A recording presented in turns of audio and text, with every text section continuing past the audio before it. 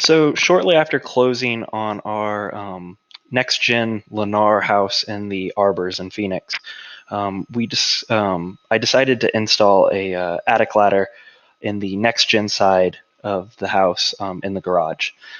This way, we would have a little bit of storage above our garage for Halloween and Christmas decorations. Um, I installed this attic ladder though, and there was no prior access hole into the attic of the next gen side.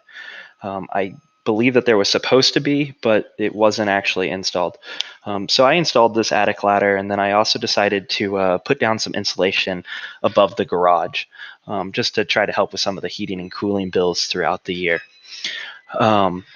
But while I was installing the insulation above my garage, I actually discovered that the rest of the house on the next gen side doesn't have any insulation in the attic. Apparently, since there wasn't a access hole for the insulator to get through, they weren't able to spray it up here. Now, with that being said, I immediately reached out to Lennar and Oren and was told that they would come out in the next day or two and spray an insulation since I had discovered this. And they were quick to do such. They immediately came out and sprayed insulation into the attic. So here you can see that everything's sheetrock. One part that did bother me, though, is that they had sprinkled insulation over the dryer vent, exhaust vent, which had sprinkled down. So I would have thought if I didn't cut this hole in our garage and look over here, I would have thought that there was insulation up here.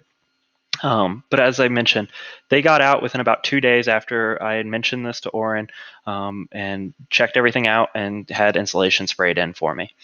One way that you can also check without like drilling a hole in your ceiling or anything that intimidating is actually just go out and open the breaker box on the side of your house.